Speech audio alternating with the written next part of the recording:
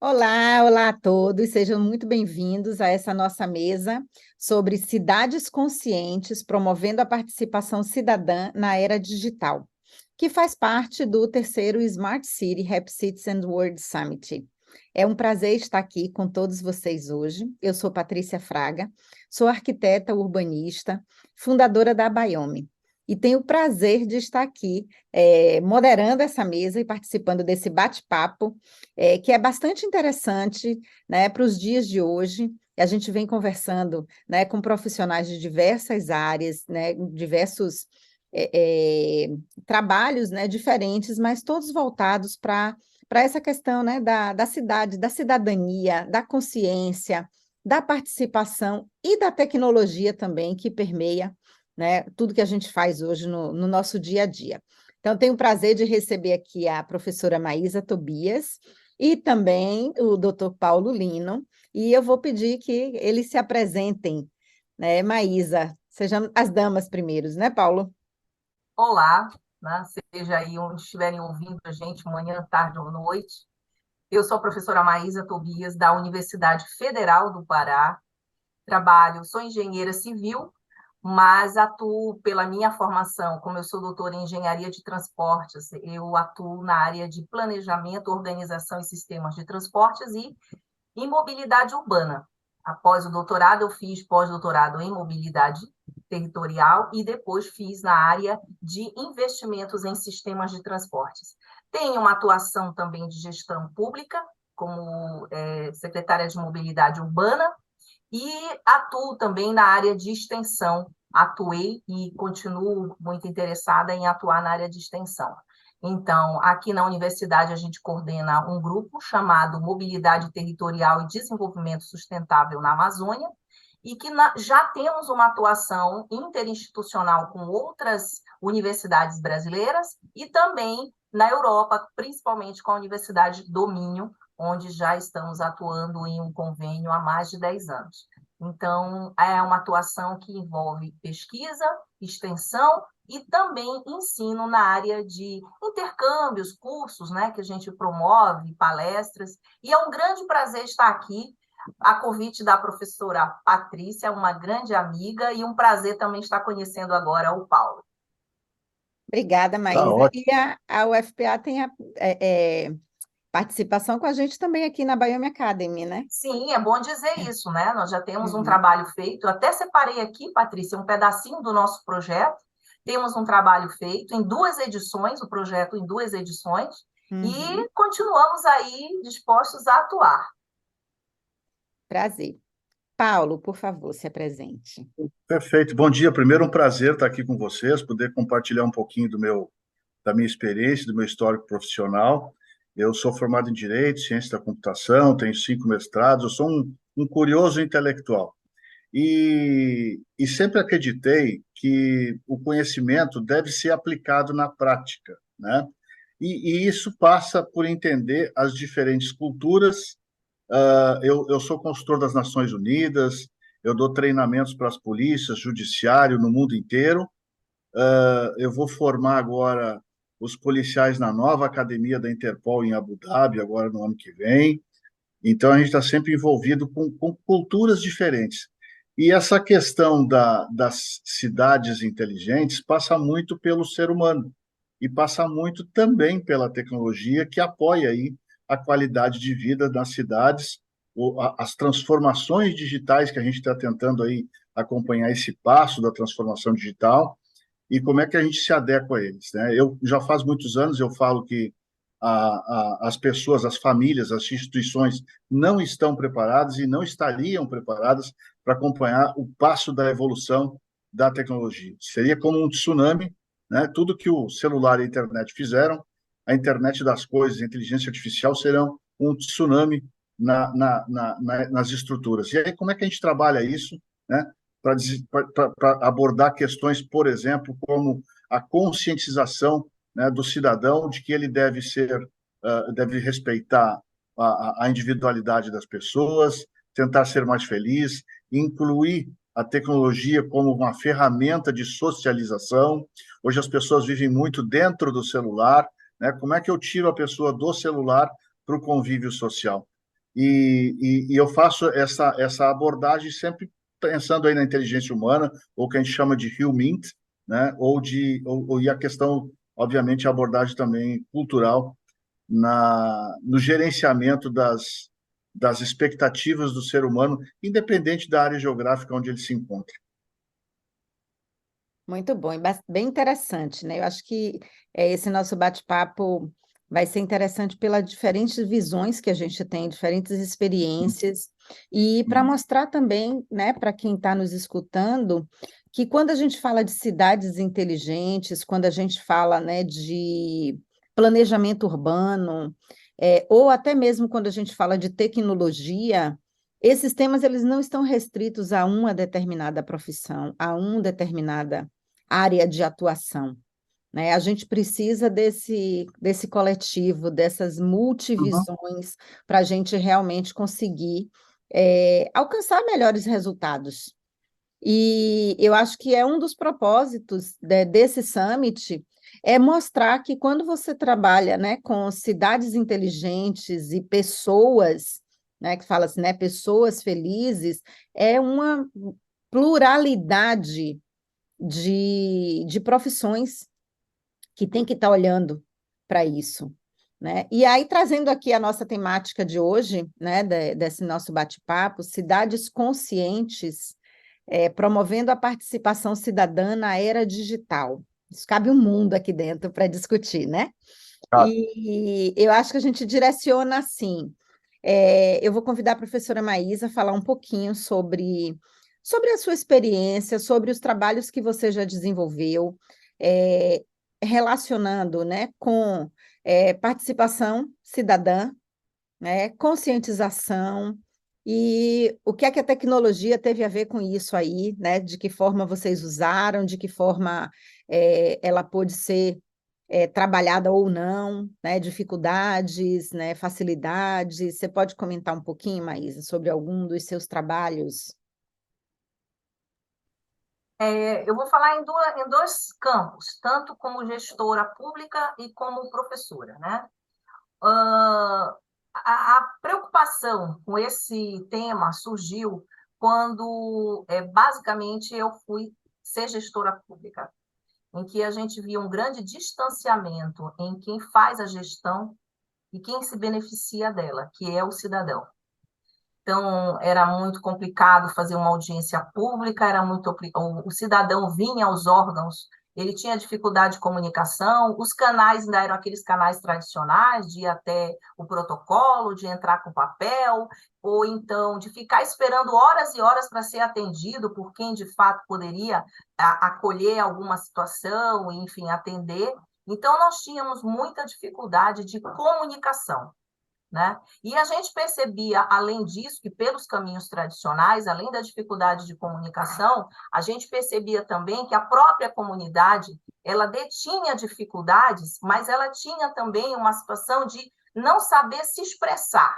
Como é que ela colocava aquelas situações? Às vezes eram questões muito técnicas, e a percepção de quem vivia nessas situações era uma percepção muito própria dela, do mundo dela. Então, ela, na vez, ela nem sabia explicar o que era, como era, a dificuldade. E aí a gente acabou se transformando, como professor, acabava ensinando o caminho. Olha, tem que ser assim, vai por ali e tal. Aí a gente começou também a ver que as pessoas às vezes não iam. Por quê? Porque no dia a dia as pessoas estão presas ao trabalho dela, às necessidades. E esse negócio de tudo ser presencial era um problema, tornava-se um problema, porque a pessoa diz assim, olha, eu estou sem água na minha casa, mas, poxa, para eu resolver esse problema, eu vou ter que ir lá na companhia de água, eu vou perder um dia de trabalho. Ou então a gente queria reunir, aí as pessoas diziam, de manhã eu não posso, à noite eu não posso, porque à noite eu tenho que chegar, ainda tenho que fazer isso, mas é melhor à noite do que de dia, era uma dificuldade para reunir. Então, eu comecei a perceber que nós tínhamos que desenvolver outros mecanismos. Desenvolvemos, por exemplo, um aplicativo para reclamações, porque o telefone às vezes funcionava e às vezes não funcionava. Às vezes ele ficava congestionado e as pessoas queriam falar e o telefone era uma pessoa só, uma linha só. Aí eu falei, vamos fazer um aplicativo. Nesse aplicativo, a pessoa acessa da casa dela, do smartphone, coloca qual é o tipo de coisa, meio call center, né? Mas um call center digital. Deu certo? Deu. Mas tinha um outro lado. Tinha muita gente que não tinha facilidade de entrar no aplicativo. O aplicativo exigia uma determinada configuração de telefone, as pessoas não tinham uma formação na parte digital, não manuseavam bem, a interface não era muito legal. Aí depois a gente começou a pegar o e-mail do pessoal, nem todo mundo tinha e-mail, mas quem tinha e-mail nós começamos a formar grupos. Aí depois veio o WhatsApp, né? E o WhatsApp também tinha que ter um smartphone, ou seja, a gente foi desenvolvendo vários canais de comunicação. E começamos também a desenvolver tipo uns tutoriais. Olha, se você quer pedir isso, faça isso, é a secretaria tal. Se você quiser pedir isso, começamos a desenvolver isso. E a gente viu que isso ajudou muito no atendimento das demandas. E aí, naquele processo, a gente descobre uma série de problemas. Olha, tem problema de comunicação, as pessoas são muito ocupadas e a gente, na verdade, a gente tem que procurar um jeito de chegar até elas dentro das disponibilidades e tal. E a dificuldade também de entender onde cada coisa deveria ser resolvida. Eu chegava a ter papéis e papéis enormes, assim, em que a pessoa chegava para o órgão de trânsito e falava de trânsito, mas falava de saúde, falava de educação, falava... Então, como é que eu ia pegar aquele papel? O que eu tinha que fazer? Imprimir aquele papel várias vezes, separar o que era de trânsito e mandar para as outras, ou seja, eu fazendo isso quando a pessoa, se ela tivesse formação, ela pedia. Outros pedidos também, Patrícia, que não cabia ao poder público, porque às vezes o cidadão ele não tem consciência. Qual é o papel do poder público? O que eu posso pedir, o que eu não posso pedir? Também coisas assim da própria comunidade, era uma conscientização da comunidade, não era o poder público que tinha que ir lá resolver, mas eles mesmos se organizar. Muitas dúvidas de como se organizar, como é que eu constituo uma associação, uma comunidade, como é que eu consigo, dentro dos meus direitos de cidadão, exigir tal coisa, outra coisa. Olha, era tanto problema que eu trouxe isso para mim, para a universidade, quando eu saí da gestão. E eu falei, olha, tudo parte primeiro da educação. Primeiro de formar cidadãos, porque são cidadãos, mas cidadãos que, no todo, eles desconhecem os seus deveres e direitos. É bonito dizer, você é um cidadão, mas o que é um cidadão? O que significa ser cidadão? Né? Então, a gente primeiro pensou nisso. E outra coisa, dentro desse ser cidadão, eu pensar, de fato, o que eu preciso para exercer minha cidadania e ser feliz enquanto pessoa. Porque, às vezes, é tão pouco. Eu vi gente nesse processo ser feliz porque colocaram uma lixeira na frente da casa dela. Ela nunca tinha tido uma lixeira. Ela tinha que correr com o lixo longe para colocar. Então, pequenos detalhes, pequenas coisas que as pessoas se sentem respeitadas, ouvidas. A gente mandava, lia todas as reivindicações e mandava uma resposta. Quando a pessoa recebia uma resposta, ou eu recebi uma resposta da prefeitura, eu mandei, eu fui, mesmo que a gente respondesse dizendo que não dava para atender, mas só o fato de você ter se comunicado, ter sido ouvido, dito, né? olha, lamento, mas isso aqui não pode ser resolvido assim, tem que ser resolvido. A pessoa agradecia e dizia, muito obrigada por me esclarecer, pena que não pode ser atendido, mas eu entendi, muito obrigada. A pessoa se sentir respeitada e ouvida enquanto cidadão, mesmo que não resolvesse nada. A gente chegou a fazer reuniões que a gente não resolvia nada, mas a gente encaminhava, a gente orientava, a gente ouvia, porque às vezes o cidadão só quer ser ouvido, sabe? Aí tudo isso aconteceu. Aí foi que veio a ideia de, na universidade, quando eu saí, eu falei, olha, a melhor contribuição que a universidade pode dar é formar essas pessoas, esclarecer para elas o papel delas dentro do processo. Tinha audiência pública que eles iam colocando coisa que não tinha nada a ver com a audiência. Eles aproveitavam a audiência para transformar num momento de reclamação, de colocação de outras coisas. Então, a gente resolveu aquele Cidade para Todos, né, que foi o nosso projeto, né, Patrícia? Cidade para Todos, a ideia era essa mesmo, era trazer esses agentes comunitários, e a gente dizia o seguinte: agente comunitário não precisa ser presidente de associação. Qualquer um pode ser agente dentro da sociedade. Basta em si ter a responsabilidade, a consciência e a liderança, porque tem líderes comunitários que são muito mais influenciadores, né, e agentes de mudança do que os próprios presidentes e tal, entendeu? Aí foi que a gente pegou, saiu da prefeitura e veio e pontuou e fez toda aquela inscrição, chamando o pessoal: olha, vocês querem ter formação enquanto cidadãos, saber como é que vocês podem atuar. E uma coisa que a gente foi fomentando nesse pessoal é que não adianta você ter o problema, você tem que ter os caminhos, você tem que ter as ferramentas para que possa encaminhar soluções. E isso eles não tinham, eles só tinham a voz, né? Assim, a inconformação com a situação, conheciam bem o seu mundo, aquele mundo ali, mas eles não sabiam aquele problema que eles estavam envolvidos, como é que isso repercutia e como é que ele deveria encaminhar para ter soluções. Então, foi daí que surgiu o projeto Cidade para Todos, que a finalidade era essa, de formar agentes comunitários, e poderia ser qualquer pessoa interessada em entender melhor o seu papel na sociedade e como ela, enquanto cidadão, poderia ajudar a comunidade junto à gestão. E aí foi que a gente teve aquelas 2 edições do Cidade para Todos. É interessante falar, Maísa, essas 2 edições do Cidade para Todos, que a primeira, né, que foi um ano e pouco, foi para conscientização, com a participação de profissionais internacionais que, através da tecnologia, através do Zoom, chegavam até esses agentes comunitários. Então, o cidadão comum, ele se inscreveu para participar do projeto, e dali, né, foram várias oficinas para prepará-los para serem líderes, para entenderem as questões, né, dos problemas urbanos.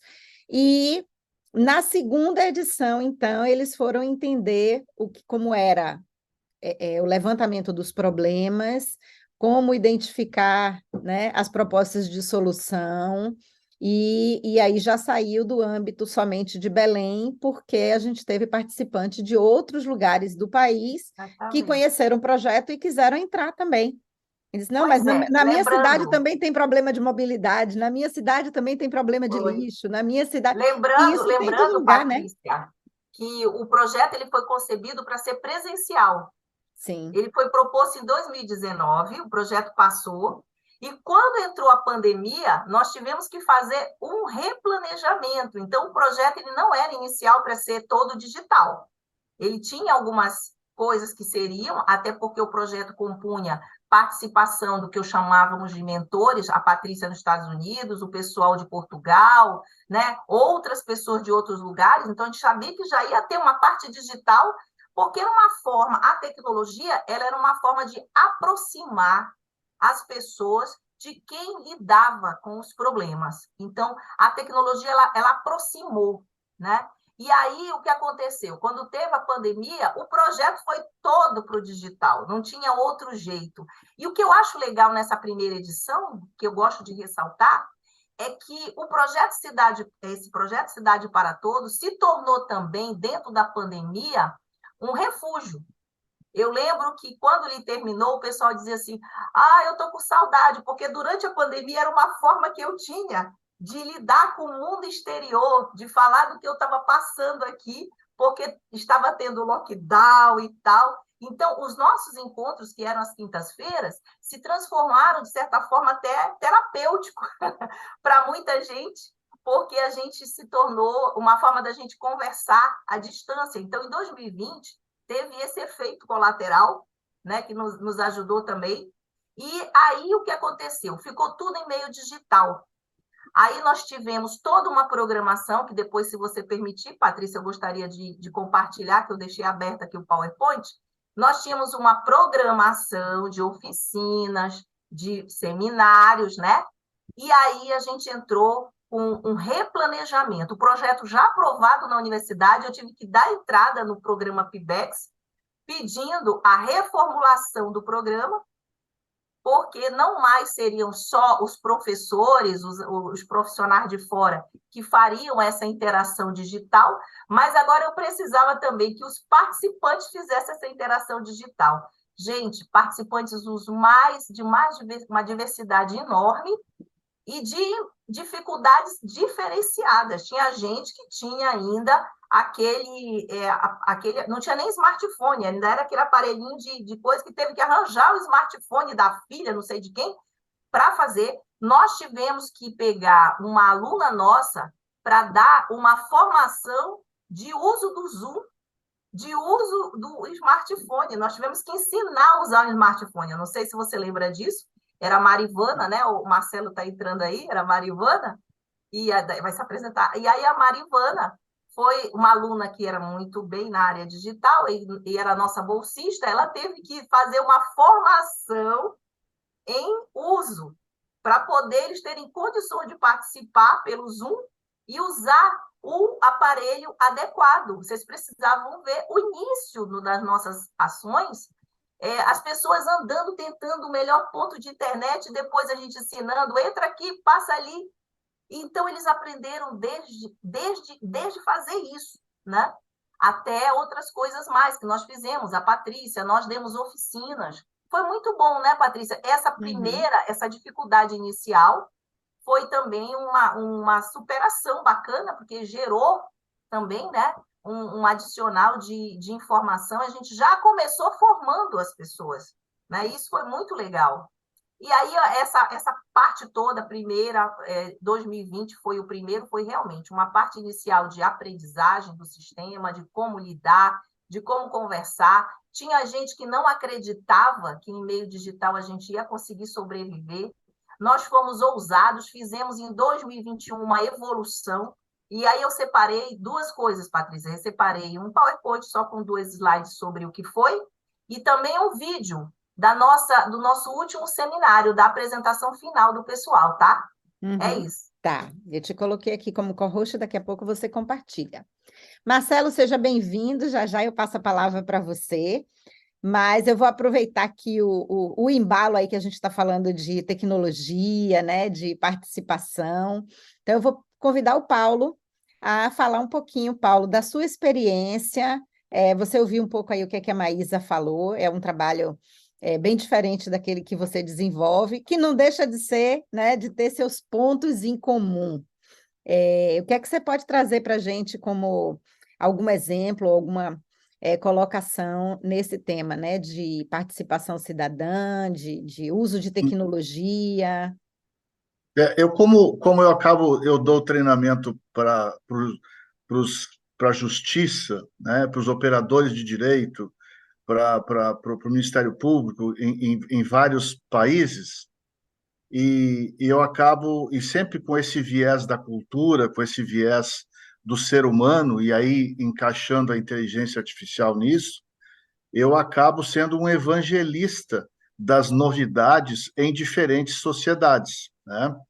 Para citar um exemplo aqui no Brasil, eu fiz uma palestra, treinamento para os voluntários do Hospital Albert Einstein, em São Paulo, porque são pessoas já com uma certa idade, uma determinada geração que não teve este acesso direto à tecnologia, e vocês vão lembrar que quando nós começamos a implantar os cartões de débito e crédito, que a pessoa mesmo operava os caixas ATM, né, os caixas automáticos, as pessoas tinham muita dificuldade com o cartão, hoje isso já passou bastante, mas do mesmo jeito que nem a Maísa estava falando, a questão de ensinar as pessoas a utilizarem o Zoom, a utilizarem algumas dessas tecnologias de comunicação, foi mais ou menos o que eu abordei lá para os voluntários do Albert Einstein, e de alguma forma é o que eu faço também em diferentes geografias, em diferentes países, porque as pessoas todas têm o mesmo problema, independente de onde elas estão, né? O ser humano está evoluindo, a humanidade está evoluindo praticamente de uma maneira padronizado, de uma maneira igual, conforme as suas gerações. A gente percebe, por exemplo, às vezes até em algumas coisas corriqueiras do dia a dia. Outro dia, por exemplo, tem um meme, tem uma piada, né? Uma piada que se faz, que o filho fica traumatizado com as piadas do pai, né? Porque o pai tem uma piada tão ruim que acaba traumatizando. É óbvio que é uma piada, né? Mas é uma piada tão ruim dos pais que a criança fica traumatizada. Este mesmo meme, ele se replica em várias geografias. Eu estou tentando estudar a antropologia disso, né? A psicologia disso. Como é que isto se replica? Eu sou diretor da Câmara Texana de Comércio, né? E aí eu faço uma análise histórica, por exemplo, das imigrações e como isso aconteceu em diferentes geografias. Os europeus que vieram para o Texas, os europeus que vieram para o Brasil, como se replicaram esses costumes que eram lá da sua origem, mas eles evoluem da mesma maneira, independente da geografia. E como é que eu trabalho isso? Né? Este treinamento, por exemplo, que a Maísa referia do cidadão, né? Na realidade, tem uma questão, obviamente, cultural que precisa ser trabalhada, né? O alcance das pessoas à tecnologia, a desmistificação da tecnologia, como também qualidade de vida, né? Como também qualidade de acesso aos serviços públicos. E o serviço público, e eu já fui da Polícia Federal, o servidor público ele é um servidor público, ele tem que fornecer este serviço aos cidadãos, ele trabalha para o cidadão, ele é o nosso cliente.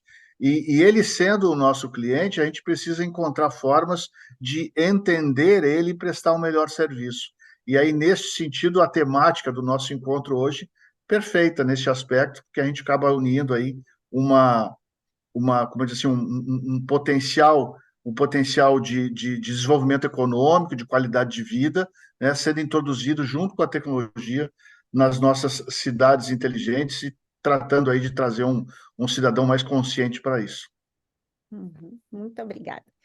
Marcelo, seja bem-vindo a essa nossa discussão. Eu vou pedir que você se apresente, tá? E aí você pode fazer sua contribuição também, né? Da sua experiência, do seu trabalho, você teve envolvido aí nesse projeto Cidade para Todos, né? Conosco. Então, lhe passo a palavra aí. Bom dia, Patrícia, Maísa, Paulo, vocês estão me ouvindo bem? Sim. Que bom. Bom, em primeiro lugar, agradecer o convite da Patrícia para participar dessa mesa redonda. Eu gostei muito do tema, de fato, comecei a me ligar um pouquinho mais nessa parte de participação popular durante o projeto com a professora Maísa, né, da Cidade para Todos. Eu sou professor da Universidade Federal do Pará, atuo nos cursos de Engenharia Civil e no curso também de Engenharia Ferroviária e Logística, aqui da UFPA. Bom, o que eu gostaria de trazer aqui para contribuir, na verdade, é fazer primeiro um histórico dessa parte tecnológica, né?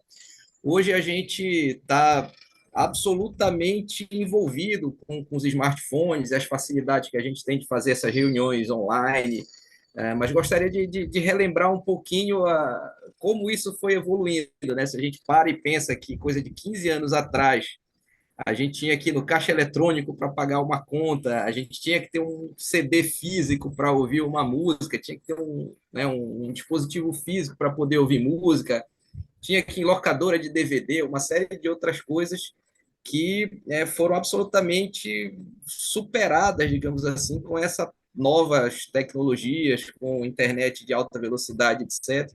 Isso também se reflete na questão da mobilidade, né? Seja com os aplicativos aí, Waze, Uber, o Movit, né, que dá informações sobre o transporte público. Isso também se refletiu na questão de uma melhor participação popular, né, através do uso dessas ferramentas mais modernas, digamos assim, que a gente já nem diz que é moderna de tão comuns que elas são hoje em dia, de tanto que a gente usa com tanta facilidade, mas quando a gente para fazer esse momento histórico, a gente vê que há 20, 30 anos atrás a coisa era bem menos fácil do que é hoje. Tá? Então, fazendo, né, dando esse momento histórico, essa perspectiva de como essas ferramentas têm facilitado, né, voltar aí para ressaltar a experiência do projeto Cidade para Todos, que, como a professora Maísa falou, ele era um projeto mais tradicional, digamos assim, ele foi concebido em 2019, né, com uma ideia muito interessante, né, quando a Maísa me convidou para fazer parte, eu achei um projeto assim sensacional, nessa questão da qualificação, né, as pessoas querem participar, elas sentem um problema, mas às vezes elas vão para uma audiência que está falando de transporte, e a pessoa quer reclamar de saúde, né, uma coisa assim que não é 100% vinculada. Então, essa questão da qualificação, achei um projeto sensacional, comecei a participar, e depois eu acho que o projeto ainda ficou mais sensacional ainda, né?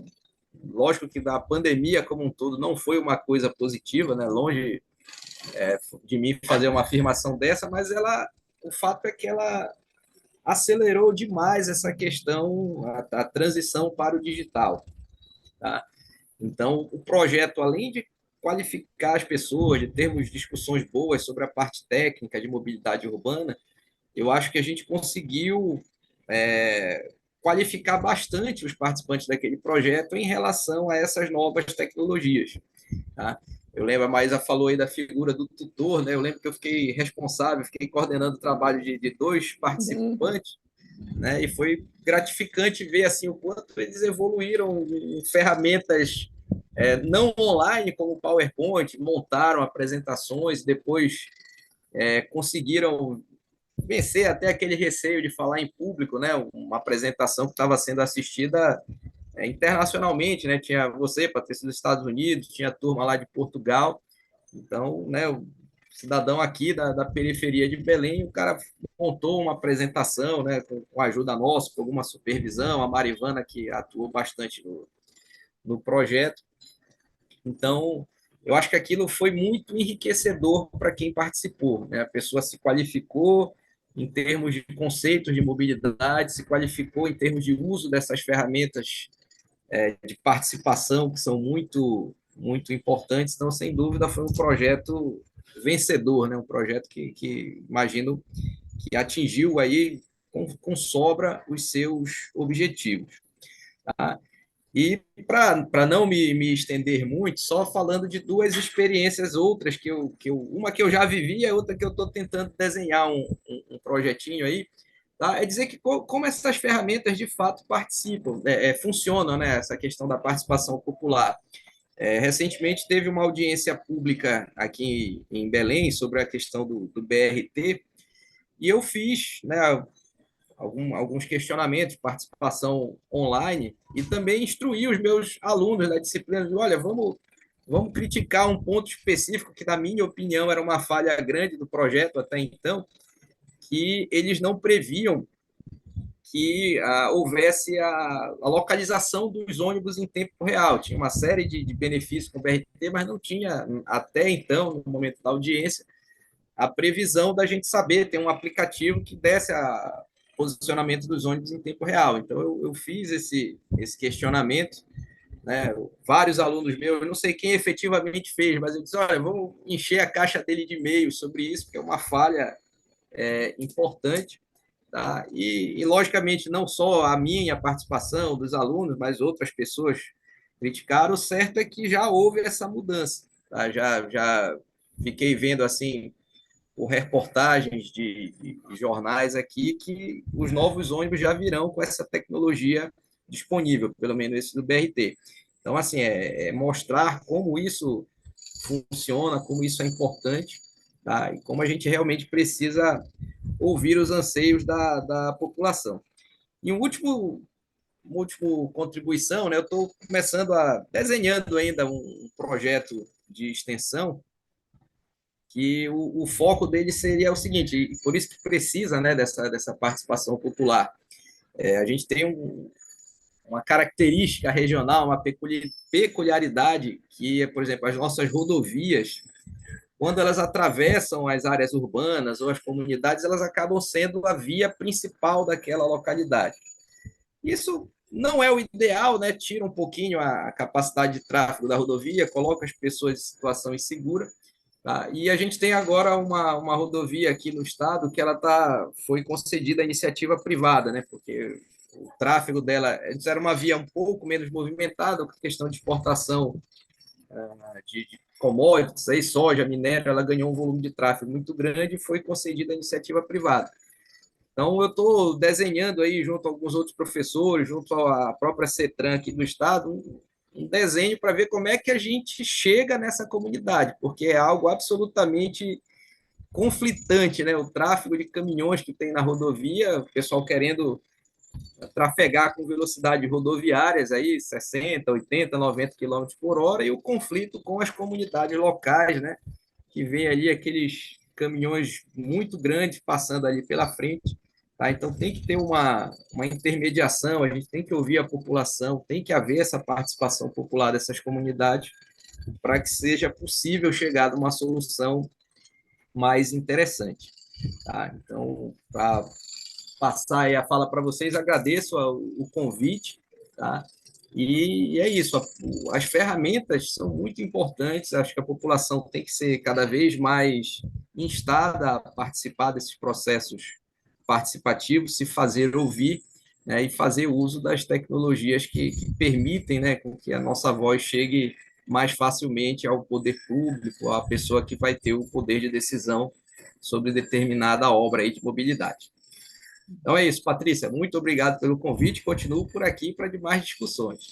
Obrigada, Marcelo. Bem interessante, né, as suas experiências, né, tanto, né, no projeto do Cidade para Todos, com essa sua participação aí com os alunos, né, com a questão dos BRTs em tempo real e esse novo projeto, né, com as rodovias. E aí a gente percebe, né, que eu acho que em todas as falas, né, o tema da mesa ele já leva, né, para isso que a gente está falando, né, de conscientização e de participação, né, e com o uso da tecnologia, do meio digital, a gente está trabalhando muito com comunicação, né, é comunicação e é formação cidadã, porque o cidadão ele vai participar na hora que ele for preparado para participar.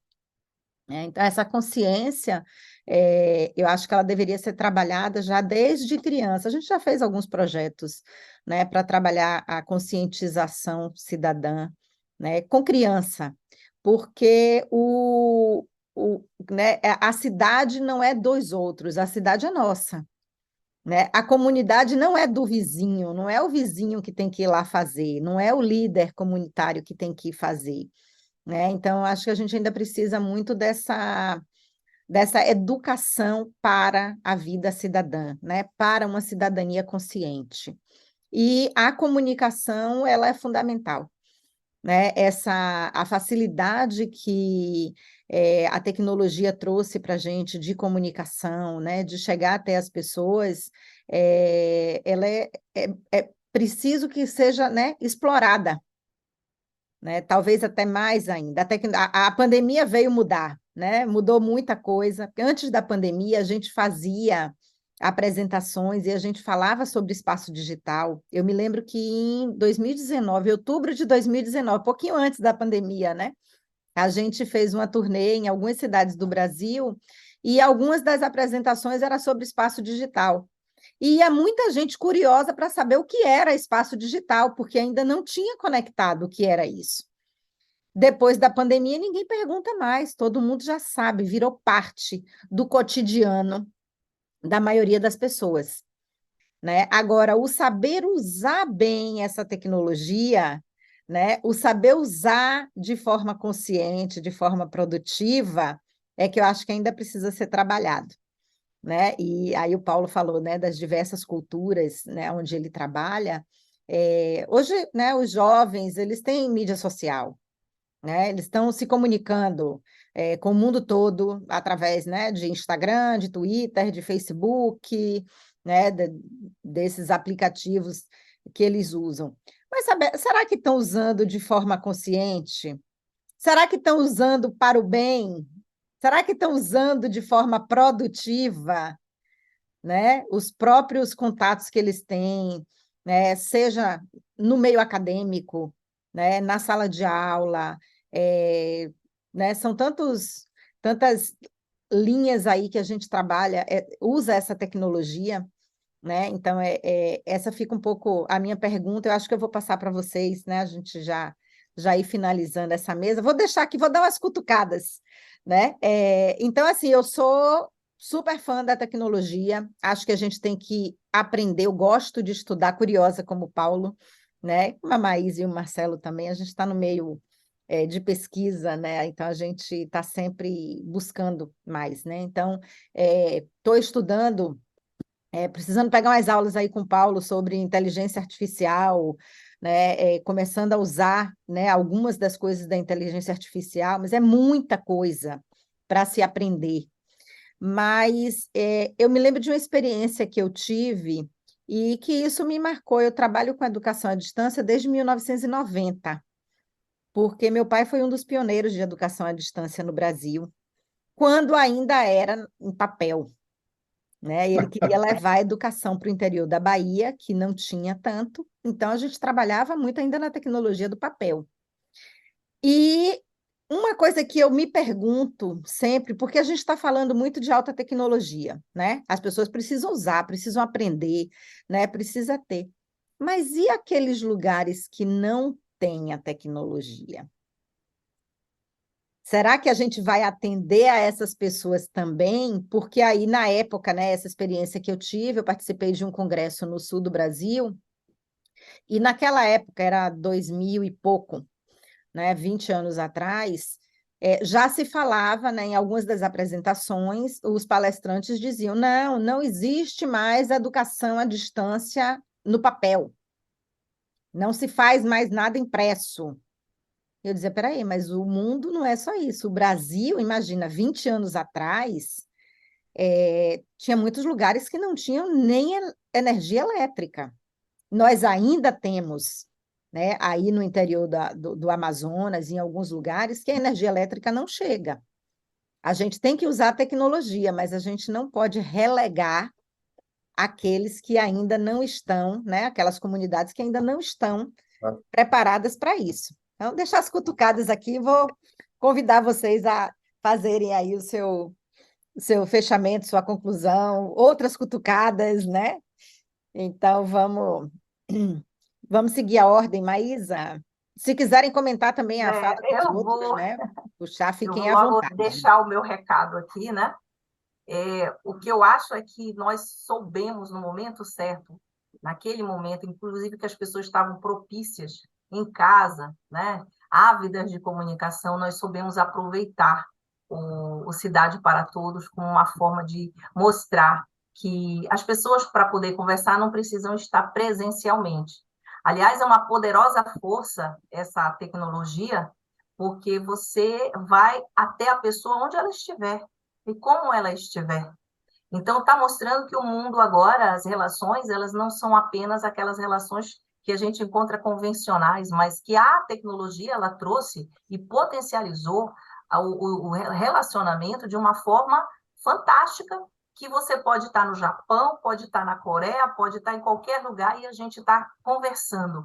E isso trazer para dentro da gestão das cidades, proporcionar que as pessoas possam se comunicar, né, de acordo com flexibilidade, de acordo com as suas condições, isso aí traz um poder muito grande de articulação, de formação, de atingimento dessas comunidades, e que no próprio processo do projeto eles perceberam isso, essa força. É importante dizer que o projeto Cidade para Todos, mesmo não tendo uma grande quantidade de participação, mas de lá saíram 2 conselheiros da cidade, pessoas que se capacitaram no nosso projeto e que logo que terminou a segunda versão, houve uma entrada de uma seleção de conselheiros de bairros, não sei se você lembra, um projeto aqui em Belém chamado Tacelado. E essas 2 pessoas que se candidataram nas suas comunidades, utilizando já todo o network, o relacionamento que elas já tinham, o atingimento digital na comunidade, elas conseguiram se eleger e são conselheiros da cidade, né? Que foi a dona Elza e a outra moça, que eu não lembro agora, mas também lá também de perto da região do Tenoné. Então, assim, é que ninguém sabe o que é, mas é um bairro muito grande aqui em Belém, que a gente viu o resultado do nosso trabalho, até a forma como elas se posicionaram na campanha, como elas buscaram essa articulação para conseguir votos e mostrando como é. Era interessante que a fala delas era uma fala completamente diferente, era uma fala mais posicionada, mais consciente, elas souberam usar o próprio projeto como uma ferramenta de se projetar dentro da comunidade para representar. Então, eu só gostaria de colocar duas coisas aqui, compartilhar para vocês, para ficar registrado o nosso projeto. Uma foi o próprio projeto em si, né? Que ele é um projeto, aqui foi uma apresentação que a gente usou lá em dezembro para mostrar só as atividades. O nosso projeto ele era composto de um cronograma, tá? E que tinha, na primeira meta, era a formação e alinhamento dos participantes. Foi a primeira meta.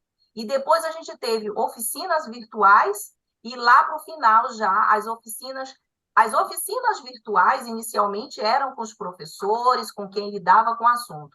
Depois, ao final, as últimas metas, já foi, inclusive, com a própria avaliação final, já foram os participantes apresentando a visão deles, a partir dessa formação, como eles viam os problemas na sua comunidade, né? E, então, eu achei que isso foi interessante. Em termos de formação, a gente teve participação da Unifespa, da UFPA, da Baiome, tivemos da Uminho, né, nesse processo.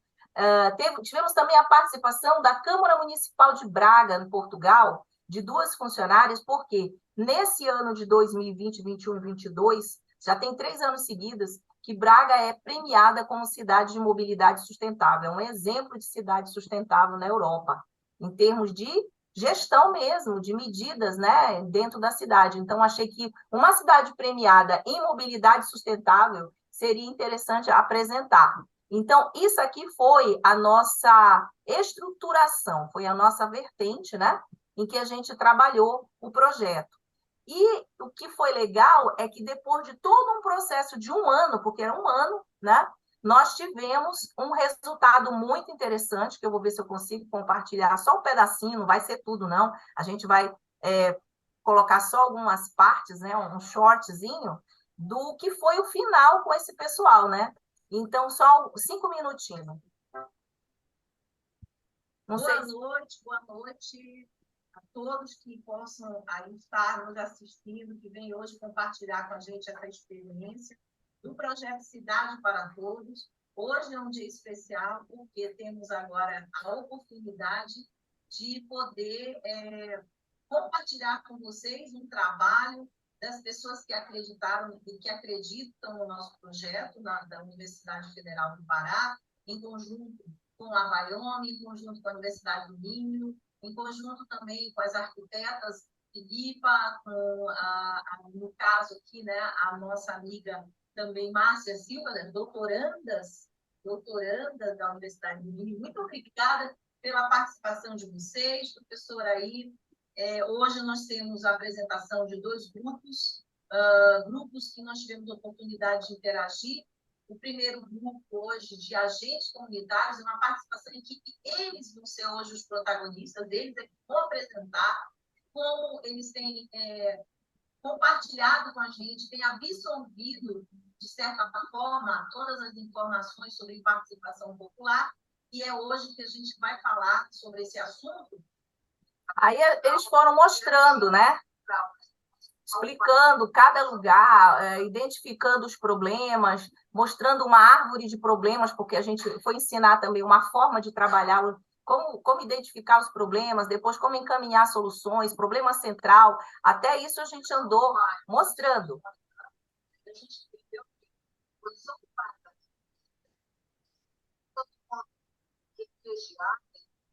Desculpa passar rápido, tá, gente?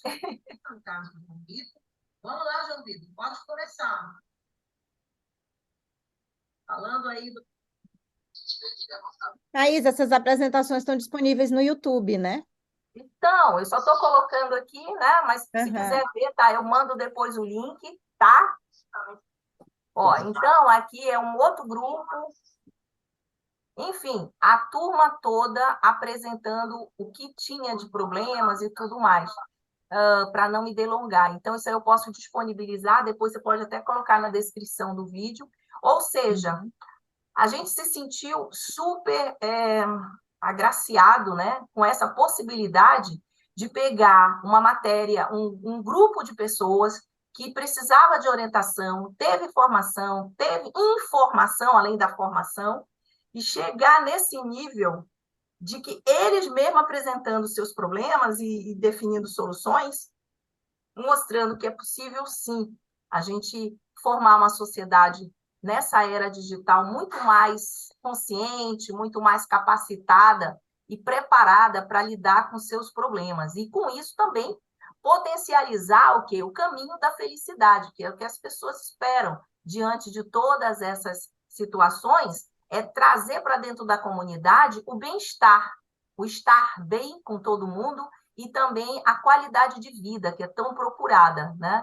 Então, a ideia é essa aí. Eu acho que a gente fez um bom trabalho e, enfim, quero agradecer também a Patrícia, fazer os meus, né, finalmente dizer que é um projeto que ele fica como semente, porque ele é um projeto que ele pode ser feito em qualquer outro momento. Na segunda edição, a gente já entrou com São Paulo, já entrou com Belo Horizonte, já entrou com outras cidades. Ele pode ser feito em qualquer momento, em qualquer comunidade, abordando de uma forma geral qualquer tema, ou todos os temas, ou temas específicos, e que a gente fica muito feliz de ter iniciado isso daí junto com o Marcelo, junto com a professora Patrícia, outros colegas que não estão aqui, mas agradecer também pela oportunidade de falar do nosso trabalho. Obrigada, Patrícia. Obrigada, Maísa, obrigada aí pela sua contribuição. E só para ressaltar, né, que eu falei da questão da tecnologia e da não tecnologia, nesse projeto, as pessoas que ainda não entendiam da tecnologia foram preparadas e elas puderam trabalhar com os outros que não tinham acesso à tecnologia ou que não sabiam como lidar, elas trabalhavam da forma mais tradicional, direta, né? Batendo na porta do vizinho e indo perguntar: olha, você não participou, você não preencheu lá no aplicativo. Ah, não, eu não tenho, não tem problema, não, responde aqui no papel. Então, uma forma também de alcançar essas pessoas. Né? Muito obrigada, Maísa, pela sua contribuição. Paulo, passa a palavra para você. Bom, primeiro, eu acho que tu mencionaste antes, Patrícia, um aspecto muito importante, que é a questão de gerações e da proximidade que as pessoas têm com a tecnologia. Eu costumo perguntar, quando eu dou cursos e palestras, quem tem perfil no Facebook, quem tem perfil no Instagram e quem tem perfil no LinkedIn. Por que acontece? As pessoas hoje têm muitos acessos, muitas plataformas e acessos a informações, mas eu acredito que uma boa parcela dessa população não está fazendo bom uso deste acesso. Eu sou do tempo de ir na biblioteca e buscar na fichinha a localização do livro, né? Eu usei Telex, eu programei Assembler, Basic, em linguagens que hoje, embora existam lá no código-fonte, estão aí obsoletas, né? Então, eu acho que essa multiplicidade de acessos, ela tem sim um lado positivo, né? Mas a gente precisa ensinar as pessoas a dar um melhor uso para elas, né? A dar um uso, inclusive eu costumo falar sobre carreiras, como é que eu consigo vender daqui do Brasil um produto da Colômbia em Singapura. E eu posso fazer isso. Pela internet eu posso fazer isso, né? É só criar lá uma plataforma para isso. E hoje nós temos todos estes meios. Uma preocupação que eu gostaria de deixar aqui como reflexão para quem vai nos ouvir é até que ponto o músculo do cérebro pode ser atrofiado. Porque hoje se fala muito em chat GPT, né? E eu me recordo que quando eu estava aprendendo hebraico, inglês e tal, eu tinha um dicionário bem grosso, e cada vez que eu precisava entender o significado de um vocábulo, eu ia procurar no dicionário. Eu acabava destruindo aquele dicionário de tanto que eu procurava e encontrava outros vocábulos que eu não estava procurando, mas que acabavam somando no meu vocabulário. até que ponto essa facilidade que eu tenho de ir no Google e fazer uma pesquisa e me trazer a primeira resultado não pode acabar atrofiando, né, essa questão do ensino, de aprender mais, né? Hoje eu vou no ChatGPT, eu vou no Google e eu tenho várias respostas ali.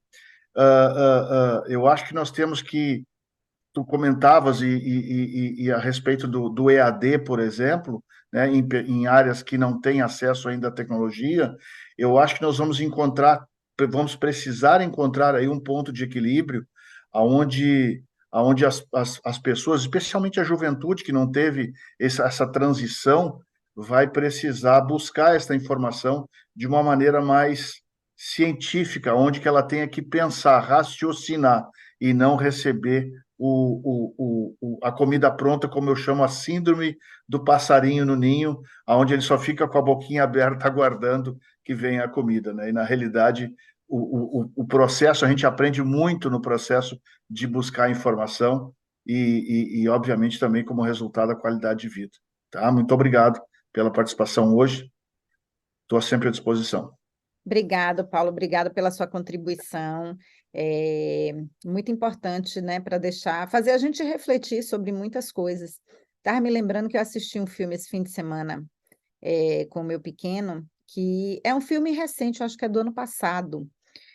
Em português deve ser alguma coisa como O Menino que Segurou o Vento. É bem interessante e mostra uma comunidade, né, da África, onde eles não tinham praticamente nada, né? E o garoto, ele, através dos livros da biblioteca, da escola, uma coisa assim super precária, mas ele chegou nesse livro que falava sobre energia eólica. Eu não consigo provocar a criatividade, a inovação, se eu não tiver. Eu vi esse filme, eu conheço o filme. Eu não consigo provocar se eu não tiver. Os pais deles estavam numa zona de conforto e ele não. E ele, através disso, porque ele não tinha acesso à tecnologia, por isso que eu falo também da questão da tecnologia, né?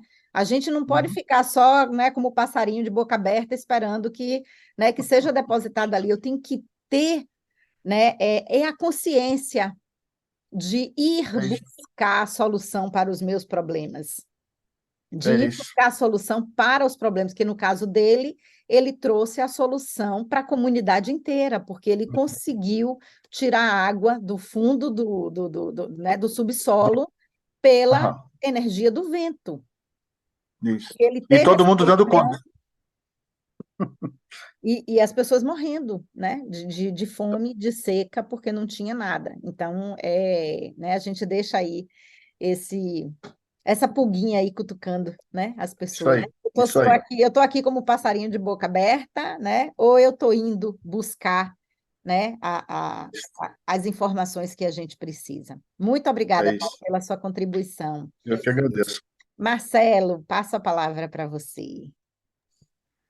Legal, muito boa a discussão. Concordo bastante com o que o Paulo falou, que eu acho que o ponto fundamental, assim, da gente usar toda essa tecnologia é entender que, no fundo, elas são apenas ferramentas muito úteis, muito cômodas, mas o que importa somos nós, né?